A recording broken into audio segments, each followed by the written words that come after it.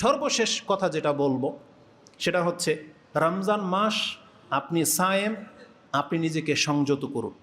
সিয়াম মানে কি এটা একটু আপনাকে স্মরণ করিয়ে দিই। যতগুলো ফজিলতের কথা আপনি জানেন না কেন, আপনার চরিত্রের মধ্যে যদি এই জিনিসগুলো মিসিং থাকে, তাহলে রমজান মাস বরকতের মাস, রহমতের মাস, নাজাতের মাস, এটা জেনেও আপনার কোনো কাজে আসবে না। এটা যে জানলেন, এটার কোনো কাজে আপনার আসবে না যদি আপনি নিজেকে পরিবর্তন না করেন। সেটা কি? আসলে এই মর্মে বলেছিলাম 3টা হাদিস বলবো। তার একটা হচ্ছে রাসূলুল্লাহ সাল্লাল্লাহু আলাইহি ওয়াসাল্লাম থেকে আবু হুরায়রা রাদিয়াল্লাহু তাআলা আনহু তিনি বর্ণনা করেছেন। হাদিসটি সাহিহ ইবনে খুজাইমাতে 1996 এবং হাদিসটি সাহিহ আত-তারগিব ওয়াত-তারহিবের মধ্যে 1082 এবং সুনানুল কুবরা লিল বাইহাকিতে 8312 ওয়াল হাকিম ফিল মুস্তাদরাক তার মধ্যে এনেছেন 1570। রাসূল বলেছেন লাইসা সিয়ামু মিনাল আকলি ওয়া শুরবি ফাকাত, নিশ্চয়ই সিয়াম শুধু পানি খাওয়া আর খাদ্য খাওয়া থেকে বিরত থাকার নাম না। যে আপনি শুধু পানি খাচ্ছেন না আর খাদ্য খাচ্ছেন না, মানে আপনার জবান দিয়ে কোনো খাবার শুধু ঢুকতেছে না, এটার নাম শুধু সিয়াম না। লাইসা সিয়ামু মিনাল আকলি ওয়া শুরবি ফাকাত, ভালো করে আপনি শোনেন, শুধু খাদ্য পানি ছেড়ে দেওয়ার নাম সিয়াম না, বরং রাসূল সাল্লাল্লাহু আলাইহি ওয়াসাল্লাম বলেছেন আসিয়ামু মিনাল লাগwi ওয়ার রাফাস, সিয়াম তো হলো অনর্থক, নিরর্থক, দুষ্টামি ফাজলামি থেকে বেঁচে থাকার নাম। কিসের নাম? অনর্থক, নিরর্থক, যেটা দুষ্টামি ফাজলামি রসিকতা থেকে বেঁচে থাকার নাম। এখানে কিন্তু পাপের কথা আসেই নেই। তার মানে কি? যেখানে দুষ্টামি ফাজলামি অযথা কাজ থেকে যদি কোনো ব্যক্তি নিজেকে বাঁচানোর কথা বলা হয়ে থাকে, তাহলে পাপ থেকে তাকে কতটা দূরে থাকতে হবে এটা বলার অপেক্ষা রাখে না। এই জন্য রাসূল সাল্লাল্লাহু আলাইহি ওয়াসাল্লাম বলেছেন ইন্নামা সিয়ামু মিনাল লাগwi ওয়ার রাফাস, সিয়াম হচ্ছে লাগো, অনর্থক এবং রাফাস মানে অশ্লীল কথা থেকে নিজেকে বাঁচিয়ে রাখার নাম হচ্ছে সিয়াম। আপনি সিয়ামও রাখবেন, আবার মোবাইলে চ্যাটও চলবে, আবার ওই মেসেজও থাকবে, ইঙ্গিতও থাকবে, এগুলো কিন্তু সিয়ামের মূল কাজ নয়। আপনি সিয়াম রেখেছেন এই কথাটা অন্তত আপনি একটু স্মরণ রাখেন যে আপনি সিয়াম রেখেছেন, কি জন্য রেখেছেন। যেখানে একটা হালাল খাদ্য আপনি নিজের জন্য হারাম করে নিলেন, হারামটা কি করে আপনার জন্য হালাল হয়ে গেল? কি করে হতে পারে এটা? না, আপনি যেমন সারাদিন ঘুমিয়ে থেকে কানে হেডফোন লাগিয়ে আপনি গান শুনবেন আর ভয়েস শুনবেন, এটা আপনার সিয়াম নয়। বিশেষ করে আমাদের ইয়ং বয়সের মেয়েগুলো তার ঘরে এটা করে। মা সারাদিন কিচেন রুমে পাক করে, আর মেয়ে ইয়ং বয়সের সে সিয়াম রেখেছে, সে সারাদিন বিছানার মধ্যে পড়ে ঘুমায় আর মোবাইলের মধ্যে চ্যাট করে। এটা সিয়াম নয়। বরং আপনি আপনার মাকে একটু হেল্প করেন, মাঝে মাঝে দুইজনে মিলে দ্রুত কাজগুলো শেষ করে নেন, যাতে করে দুইজনেই বা ঘরে যে মহিলারা আছেন আপনি একটু কোরআন নিয়ে বসেন, কোরআন পড়েন, কোরআন শিখেন। এটা হচ্ছে সেই মাস যাতে করে আপনি আল্লাহর খুব নিকটে পৌঁছে যেতে পারেন। তো রাসূলুল্লাহ সাল্লাল্লাহু আলাইহি ওয়াসাল্লাম বলেছেন লাইসা সিয়ামু মিনাল আকলি ওয়া শুরবি ফাকাত ইন্নামা সিয়ামু মিনাল লাগwi ওয়ার রাফাস। এটা একটা হাদিস, ইমাম বুখারী থেকে একটা হাদিস নিয়ে নেন, যেটা আপনি 1903 নম্বরে পেয়ে যাবেন। এটাও আবু হুরায়রা রাদিয়াল্লাহু তাআলা আনহু বর্ণনা করেছেন। ক্বালা রাসূলুল্লাহ সাল্লাল্লাহু আলাইহি ওয়াসাল্লাম মান লাম ইয়াদা কাওলা যুর ওয়াল আমালু বিহি ফালাইসা লিল্লাহি হাজাতুন আইয়াদা তা'মাহু ওয়া শারাবা, যেই ব্যক্তি মিথ্যা কথা আর মিথ্যা কাজ ছাড়তে পারলো না, তার খাদ্য আর পানি ছেড়ে দেওয়াটা আল্লাহর কাছে কোনো প্রয়োজন পড়ে না। আল্লাহ সুবহানাহু ওয়া তাআলা বলতেছেন, বান্দা, যেই জন্য তোমাকে আমি মুত্তাকি করার জন্য যে সিয়াম ফরজ করেছি, আর ওই পাপগুলো তোমার মধ্যে থেকে গেছে, তুমি শুধু ডায়েট কন্ট্রোলের জন্য শুধু খাদ্যটা ছেড়ে দিয়েছো, এটা তোমার মোবারক হোক, তোমার এই সিয়াম আমার প্রয়োজন নাই।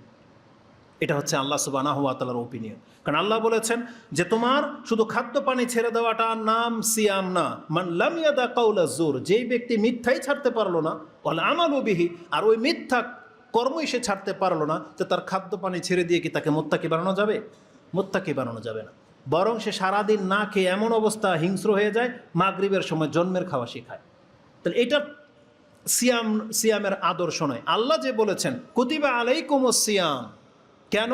লাআল্লাকুম তাত্তাকুন, তুমি যেন মুত্তাকি হতে পারো। তাহলে আপনি এই দুইটা হাদিসকে সবচেয়ে বেশি ফোকাস করবেন, যে সিয়াম মানে খাদ্য পানি ছেড়ে দেওয়ার নাম না। সিয়াম হলো আমার লাগো এবং রাফাস কাজ থেকে বাঁচতে হবে, মিথ্যা এবং অশ্লীল এই সমস্ত জিনিসকে আমাকে প্রত্যাখ্যান করতে হবে। তাহলে যদি আমি সিয়ামকে হেফাজতকারী হয়ে থাকি। মুসান্নাফ ইবনে আবি শাইবার মধ্যে একটা আসার এসেছে আবু হুরায়রা রাদিয়াল্লাহু তাআলা আনহু এবং তার সঙ্গীদের সম্পর্কে। তারা যদি কোনো দিন সিয়াম রেখে নিতেন, এটা রমজান মাসের ঘটনা না, কোনো একদিন নফল সিয়াম, যারা সুফিল মসজিদ, তারা মসজিদে এসে বসে থাকতেন এবং তারা বলতেন ওয়াকালু নুতাহহিরু সিয়ামানা, আমরা আমাদের সিয়ামকে পবিত্র রাখার জন্য মসজিদে অবস্থান নিয়েছি।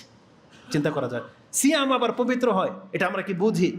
আমরা কিভাবে বুঝবো? কারণ আমরা তো সিয়াম রেখেও মার্কেটে, সেই যে বললাম সিয়াম রেখেও ওই আগের চরিত্রটাই, যে চরিত্রটা আমার শাওয়াল মাসে ছিল একটাই, কিন্তু আমরা বুঝি না যে পবিত্র অপবিত্র কি জিনিস, হেফাজত কি জিনিস।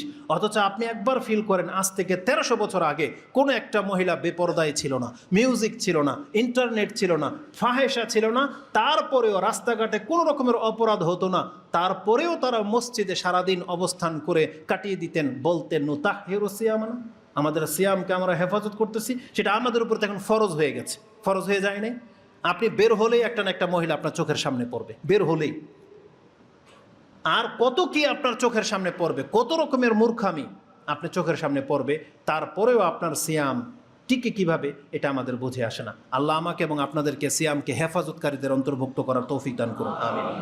রাসূলুল্লাহ সাল্লাল্লাহু আলাইহি ওয়াসাল্লাম থেকে সর্বশেষ হাদিস, রমজান পেয়ে যারা এটাকে কাজে লাগাতে পারবেন না তাদের সম্পর্কে অনেক বড় একটা ধমক রাসূলুল্লাহ সাল্লাল্লাহু আলাইহি সাল্লাম থেকে এসেছে। তিনি কোনো এক জুমায় খুতবায় মিম্বরে উঠতেছিলেন, তিনি এক ধাপ উঠলেন, বললেন আমিন আমিন আমিন, 3 ধাপ পর্যন্ত গিয়ে আমিন বললেন।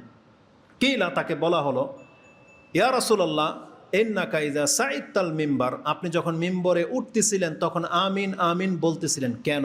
তখন রাসূলুল্লাহ বললেন ইন্নাহু জিবরিল আতানি, জিবরিল আলাইহিস সালাম এই মাত্র আমার কাছে আসলেন এবং বললেন মান আদরাকা শাহরু রমাদান সুম্মান সালাখা কাবলা আইয়ুগফারলাহ, যে রমজান মাস তো পেল কিন্তু আবার রমজান মাস হারিয়ে গেল, কিন্তু তার পাপই থেকে গেল, সে পাপই থেকে গেল, দাখালান্নার, এই ব্যক্তি জাহান্নামে যাবে। আপনি বলেন আমিন, আল্লাহ তুমি কবুল করো।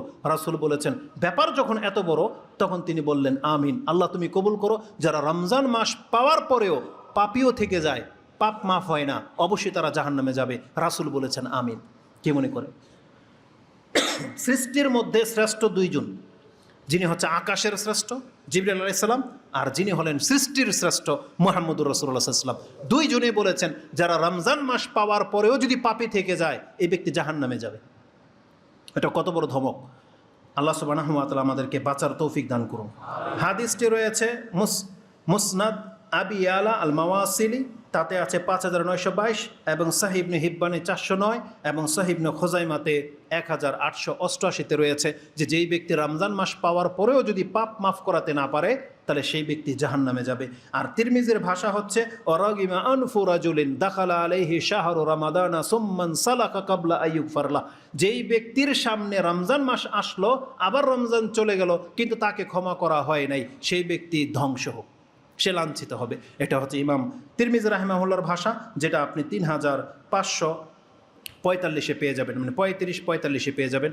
এটা ছিল আজকের খুতবার মানে মূল খোলাসা, যে আল্লাহ সুবহানাহু ওয়া তাআলা আমাদেরকে যেমন সম্মানিত করেছেন রমজান মাস দিয়ে, এই রমজান মাসকে যেমন আমাদের জন্য নাজাতের মাপকাঠি করেছেন, তেমনি আল্লাহ সুবহানাহু ওয়া তাআলা তিনি এর হিসাবটাও আমাদের কাছ থেকে কঠিনভাবেই নেবেন। এই জন্য যারা রমজান মাস পেয়েও এটাকে আপনি কদর করতে পারলেন না, আপনি যদি ক্ষমা করাতে না পারেন নিজেকে, তাহলে কিয়ামতের মাঠে আপনি আল্লাহকে দোষারোপ করতে পারবেন না। আপনি বলতে পারবেন না আল্লাহকে যে আল্লাহ তুমি তো আমাকে সময় দেওনি, বলতে পারবেন না, কারণ আল্লাহ আপনাকে সেই সময় দিয়েছিলেন যেটা গতকাল পর্যন্ত অনেকে পায়নি, আমি আর আপনি পেয়েছি। অতএব আল্লাহ সুবহানাহু ওয়া তাআলার নিয়ামতকে কদর করতে হবে। আকুলু লিকাউলি হাযা আস্তাগফিরুল্লাহ লি ওয়া লাকুম ওয়া লিসাইরিল মুসলিমিন ফাস্তাগফিরু ইন্নাহু হুয়াল গফুরুর রহিম।